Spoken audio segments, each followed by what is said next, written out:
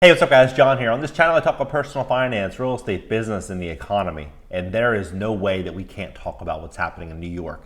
Because New York City, to me, all the fundamentals are looking like it's going to be the new Venezuela. It looks like it's going to be a real, like an armpit of America. New York and California are kind of going neck and neck right now for that race of the winner of this.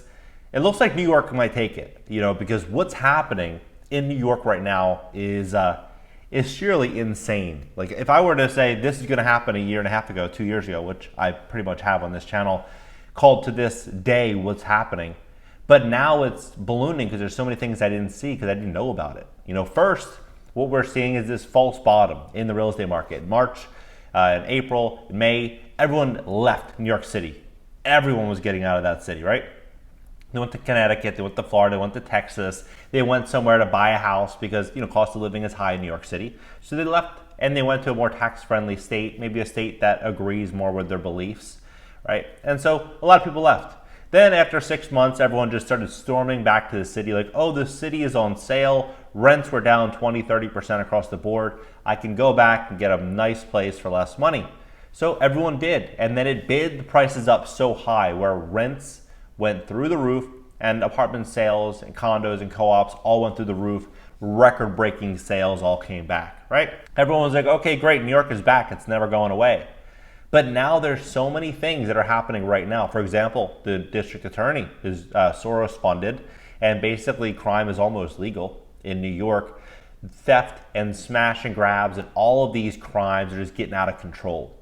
And small mom and pop businesses, I'm talking the brick and mortar retail, the bagel shops, the pizza places, the restaurants, and then the small shops where you can buy, little knickknacks and all this.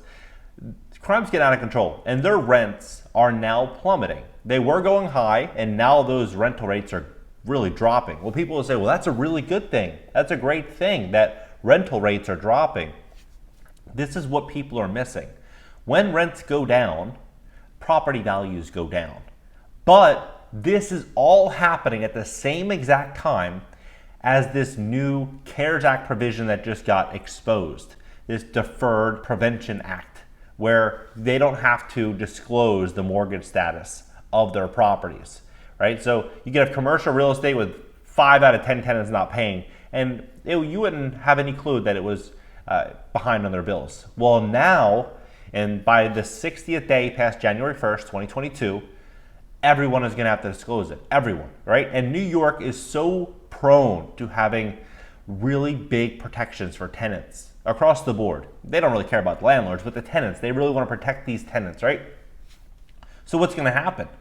This is what's already happening. Right now, rents are coming down.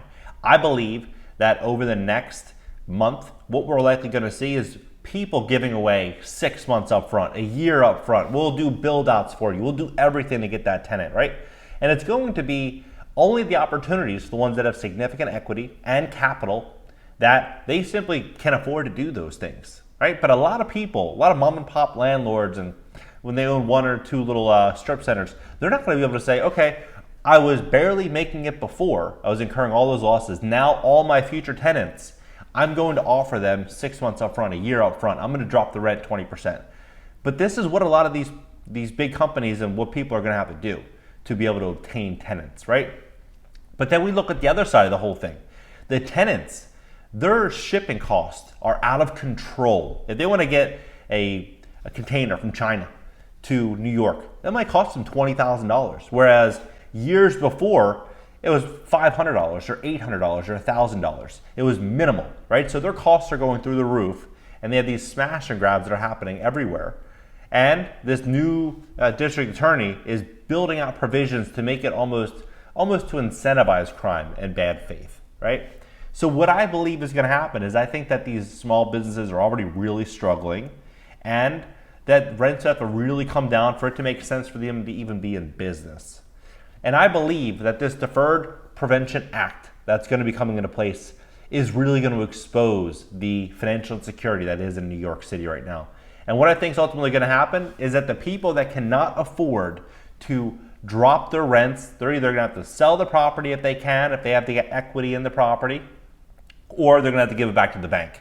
And if the bank is taking back all these bad buildings, meaning the buildings are, the debt is over the value of the asset, then what's ultimately going to happen? The bank is going to either have to liquidate that asset or they're going to have to repurpose that asset to get it filled, to rent it out, right?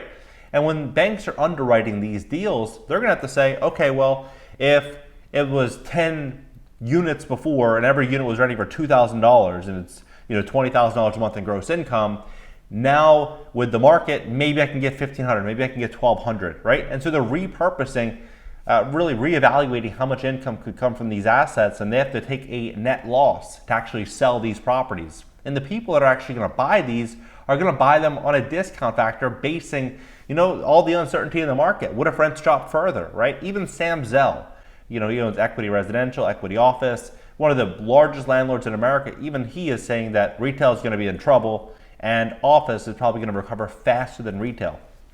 So this is where things really it gets crazy, because when rents are falling, right, and the values are falling, property tax revenue falls. And so people don't understand how police departments get funding and how streets are cleaned and how schools are funded. And all of the services that happen inside of a city generally rely on business and rely on landlords, right? People paying to invest in these cities. If people are paying less money to invest and there's less business, tax revenue falls. They don't have the funding to keep the neighborhoods safe and the streets clean and keep people actually in the city. That's going to be the big problem. And this is all happening right at this tipping point, right? So what I think is going to happen is I think crime is going to really start to get out of control in New York City, to where people are going to be fearful to actually live in that city. I believe we're going to start seeing a lot more private security for the people that actually have to be there, that can afford it. And I think we're also going to see a hell of a lot of people just say, you know what, I'm done. I'm leaving. I'm going to another state. I can't put my kids in this situation. But where this all comes to a head is, what I think is going to happen is, I think that when small businesses get hit, there's going to be less jobs. There's going to be less opportunity, right? And so if there's less opportunity, what's ultimately going to happen? People are going to have less of a likelihood to be able to have a job and keep the lights on. So then I believe the city is going to say, okay, we need to do something to make affordable housing. We have to keep housing affordable. We can't let all these greedy capitalists come in here and ruin the city. Look what happened. Look what they've already done. They've speculated the real estate prices up so high, and now everything's crashing down. The city's not safe. We need affordable housing. We need to get this under control for everybody.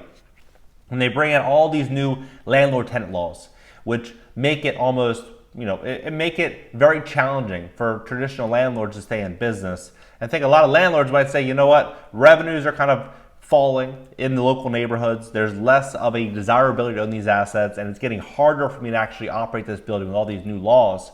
I might just sell the property. And they end up selling the property, and the state, New York City, ends up taking it over, and then they turn it into affordable housing, and then it ultimately turns into this very uncapitalistic society in New York, right? That's ultimately where this is looking like it could potentially go, where we're going to have rents continue to fall. We're going to have the opportunities end up falling even further. We're going to have more crime, and we're also going to see retail as a whole get hit pretty hard, right? And when all this goes, what ends up happening? Tourism dies.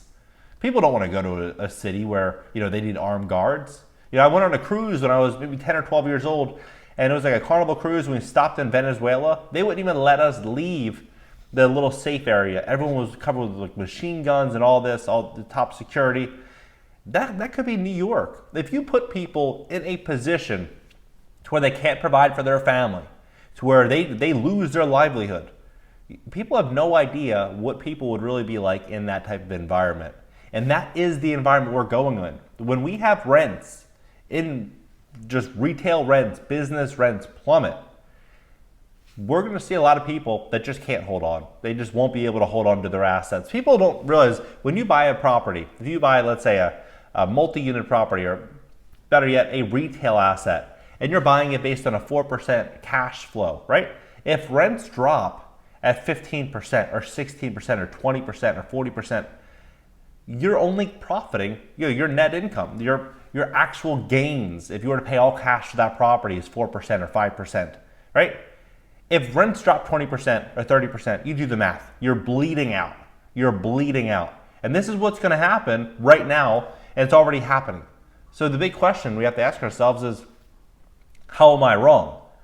The only way that I could be wrong here is if New York City, they say, you know what, we are going to give money. We're going to really take care of all these, all these property owners that their tenants were unable to pay, right? We're going to really just take care of all these people. But we look at what happened in Florida, right? Only 2% of all of the money that was supposed to be given to tenants that couldn't pay was actually given. Only 2%. We look in California, roughly 2%. Newsom said he's going to pay for all of the back rent across the board for all tenants that couldn't pay.